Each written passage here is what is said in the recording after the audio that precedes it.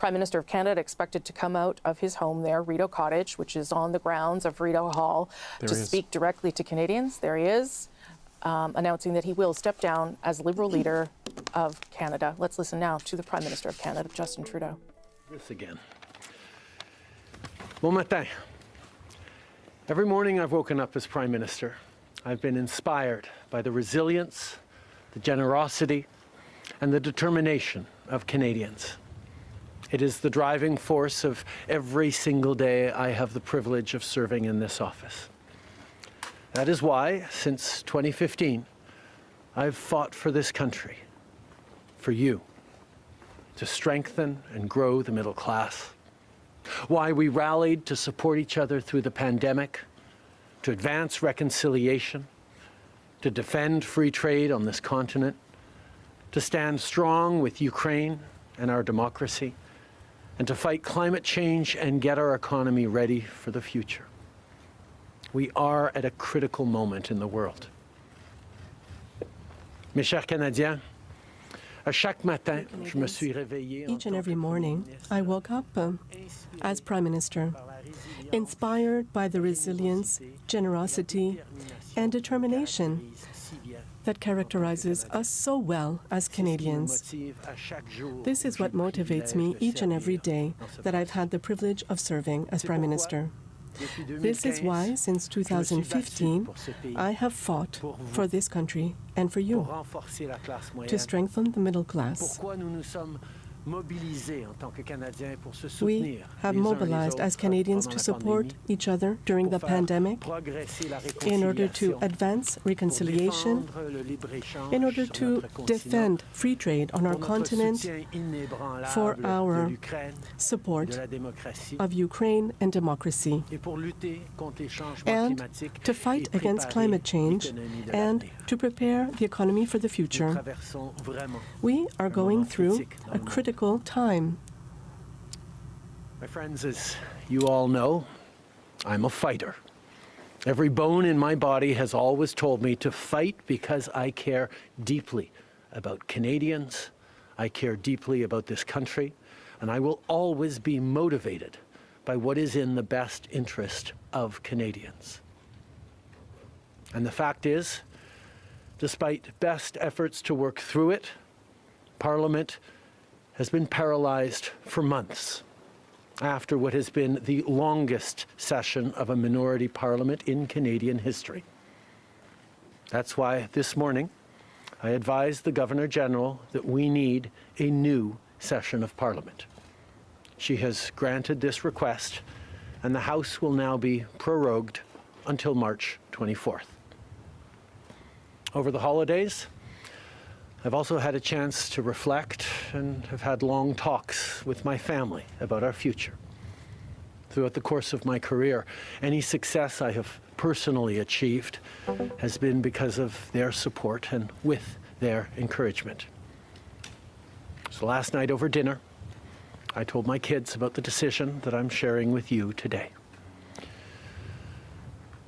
I intend to resign as party leader, as Prime Minister, after the party selects its next leader through a robust, nationwide, competitive process.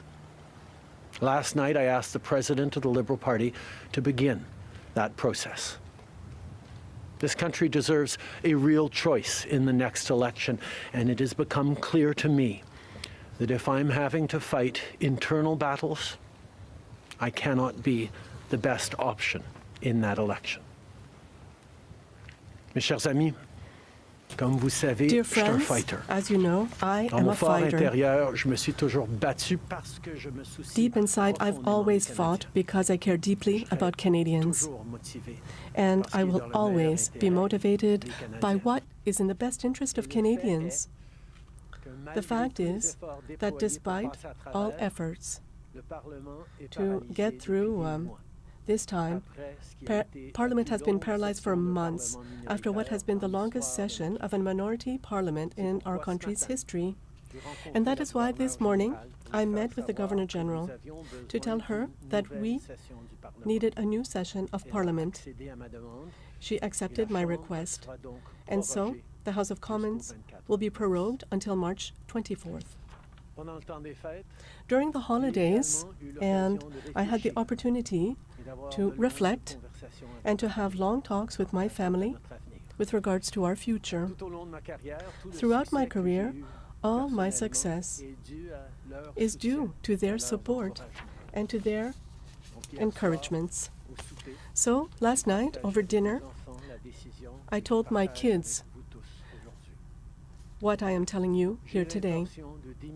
I will resign as leader of the Liberal Party of Canada and as Prime Minister after the party will have selected its next leader after a rigorous, competitive and national process. Last night, I asked the President of the Liberal Party to begin this process. Our country deserves a real choice during the next election, and it's become obvious for me that if I have to fight internal battles, I cannot be the best choice. The Liberal Party of Canada is an important institution in the history of our great country and our democracy. A new Prime Minister and leader of the party will carry forth the ideas and the values of the Liberal Party during the next election. I'm looking forward to watching this process unfold over the following months. We were elected in 2021 for a third mandate to reinforce the economy after the pandemic and to advance the interests of Canada in a complex world. And that is exactly what I will continue to do and what we will continue to do for Canadians. The Liberal Party of Canada is an important institution in the history of our great country and democracy. A new Prime Minister and leader of the Liberal Party will carry its values and ideals into that next election. I'm excited to see the process unfold in the months ahead. We were elected for the third time in 2021 to strengthen the economy post-pandemic and advance Canada's interests in a complicated world. And that is exactly the job that I and we will continue to do for Canadians. Merci beaucoup, mes amis. Thank you, Prime Minister. We'll now go to questions, starting with Laurence Martin, Radio-Canada. Bonjour, Monsieur Trudeau. Hello, Mr. Trudeau. Vous vouliez le faire, ce combat contre Pierre You wanted Poilievre. to Des have batailles internes, il y en a dans votre an parti election depuis with plusieurs mois Pierre déjà. Poilievre as your opponent. There have been internal battles for a while. Why are you giving up now? What made you change your mind? As you know, I don't easily back down faced with a fight, especially a very important one for our party and for the country. But I do this job because the interests of Canadians and the well-being of our democracy is something that I hold dear. And it's become clear to me that I cannot be the leader during the next elections due to internal battles. As you all know, I am a fighter, and I am not someone who backs away from a fight, particularly when a fight is as important as this one is. But I have always been driven by my love for Canada, by my desire to serve Canadians, and by what is in the best interest of Canadians. And Canadians deserve a real choice in the next election. And it has become obvious to me with the internal battles that I cannot be the one to carry the Liberal standard into the next election. Vous êtes au pouvoir depuis près de 10 ans. You've been in power for nearly 10 years. Canada has changed with your government. If there's one accomplishment that you're the most proud of, I know there are several, but perhaps the thing you are most proud of, and maybe one regret? Answer. In 2015, we were elected on a promise to work for the middle class in this country. And that is what we did. We reduced the level of poverty. We helped families. We created an economy that works for many more people while preparing for the future, a more digital future, and to prepare for a world where climate change will have a greater impact. We've done a lot of work with Canadians, and Canada is better off due to the work that we've all done over the past few years. A regret? I continue to think that if our electoral system had been changed so that people would be able to have a first, second, and third choice on the ballot, parties would have spent more time looking at their points in common to be the second or third choice of voters rather than to see this polarization. But I could not unilaterally change our ballot system. We got elected in 2015 to fight for the middle class, and that's exactly what we've done over the past years. We reduced their taxes, we increased the benefits to families, we made sure the economy was focused on working for everyone and not just a few, and that has changed. That has dropped poverty rates in Canada, that has brought more people into the workforce, that has moved us forward on reconciliation in a way that has deeply improved the opportunities and success of Canadians despite the incredibly difficult times the world is going through right now. There's lots more work to be done, and I know that this party and this country and Canadians will keep doing it. If I have one regret, particularly as we approach this election, well, there are probably many regrets that I will think of, but I do wish that we'd been able to change the way we elect our governments in this country so that people could simply choose a second choice or a third choice on the same ballot, so that parties would spend more time trying to be people's second or third choices, and people would have been looking for things they have in common instead of trying to polarize and divide Canadians against each other. I think in this time, figuring out how to pull together and find common ground remains something that is really important for democracies. But I could not change unilaterally without support of other parties our electoral system. That wouldn't have been responsible. Prochaine question. Tonda McCharles, Toronto Star. Prime Minister, up until 3 weeks ago, you were intending to stay, and it seems that the event 3 weeks ago of Ms. Freeland coming out and saying you were firing her as your finance minister was the catalyst that brought us here today. So can you explain your side of what happened there? Chrystia has been by my side for close to 10 years now. She has been an incredible political partner through just about everything we have done as a government and as a party over the past decade. I had really hoped that she would agree to continue as my Deputy Prime Minister and take on one of the most important files that not just this government but this country is facing, but she chose otherwise.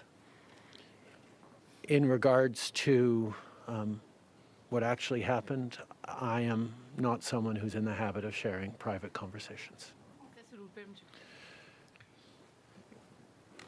Chrystia a été depuis presque 10 ans maintenant. Chrystia was by my side for nearly 10 years.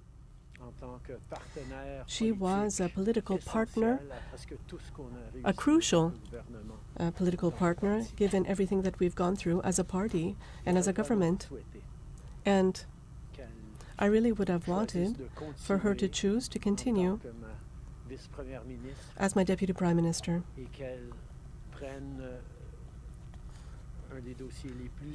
and that she would take over one of the most important files that we will have to deal with in the next few months. But she did not want to do that.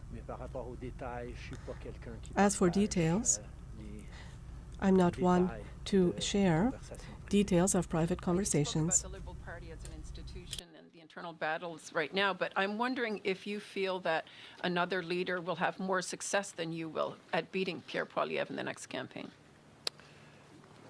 Pierre Poilievre's vision for this country is not the right one for Canadians. Stopping the fight against climate change doesn't make sense. Backing off on the values and strength in diversity that Canada has always worked to pull itself together on is not the right path for the country. Attacking journalists, the CBC institutions, that's not what Canadians need in this moment. We need an ambitious, optimistic view of the future, and Pierre Poilievre is not offering that. And I look forward to the fight as progressives across this country stand up for the kind of vision for a better country that Canadians have always carried, despite the tremendous pressures around the world to think smaller, to veer towards the hard right, and to be less ambitious for what we can be and do as a country when the world really needs Canada. That's not an answer, though. Yes or no? Is there another leader that could beat him? Absolutely. Sur le leader? Oui. Est-ce que vous, Pierre Poilievre. élaborer en français, s'il vous plaît? Merci. Pierre Poilievre a une vision Pierre Poilievre profondément has petite. a very small vision and the wrong vision for Canada, if we even accept that he has a vision. He wants to back off on fundamental values, wanting to stop the fight against climate change, refusing to invest in a greener and more inclusive economy, trying to divide Canadians rather than uniting them to face the future together in an ambitious and optimistic way. That is not the right choice for Canadians. And I'm looking forward to be part of a progressive movement that will seek out a better future for our country and for Canadians. An optimistic vision for Canadians. Hélène Buzettier. Hello, Mr. Trudeau.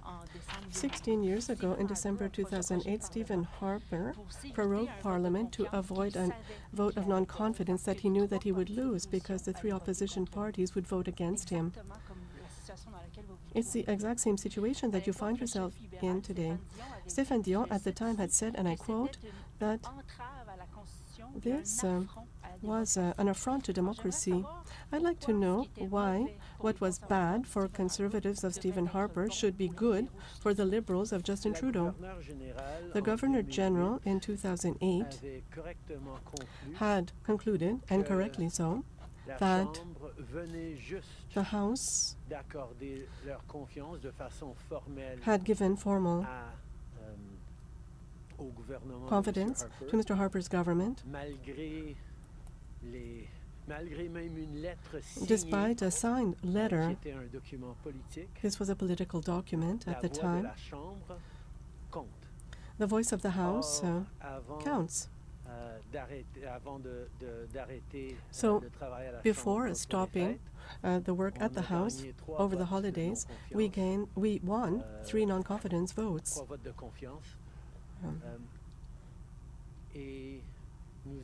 And so we're going to have to test the confidence of the House as of March to adopt the necessary budgetary credit so that the government can continue to function. In 2008, the Governor General correctly concluded that because the very last times in the previous weeks that the confidence of the House had been tested, it had passed that confidence test, Stephen Harper continued to have the confidence of the House. And it actually would bear out because as soon as they came back from the prorogation, Stephen Harper won a confidence vote once again. So a political document or political speeches doesn't carry the kind of weight that winning a confidence vote means. But this prorogation will take us only into March, and there will be confidence votes in March. in the passing of supply that will allow Parliament to weigh in on confidence in a way that is entirely in keeping with all the principles of democracy and the workings of our strong institutions. Mais avec respect, Monsieur Trudeau, y a-t-il pas With quelque all chose due d'un peu respect, antidémocratique isn't there de something a suspendre little la bit possibilité du anti-democratic Parlement to d'exprimer suspend sa the non-confiance possibility of le the temps que House votre of parti expressing se their cherche non-confidence un sauveur? while your party Est-ce is qu'il ne looking for devrait its pas savior? plutôt Shouldn't juste se référer aux électeurs et de déclencher dès maintenant une élection? Shouldn't you call an election right now? Well, I think that, as everyone in the press gallery, the parliamentary press gallery knows, the extent to which Parliament has been paralyzed now for several months. We are stuck on a question of privilege. There are constant obstructionist motions being presented, and we've accomplished very little over the past few months. The House of Commons needs a reset.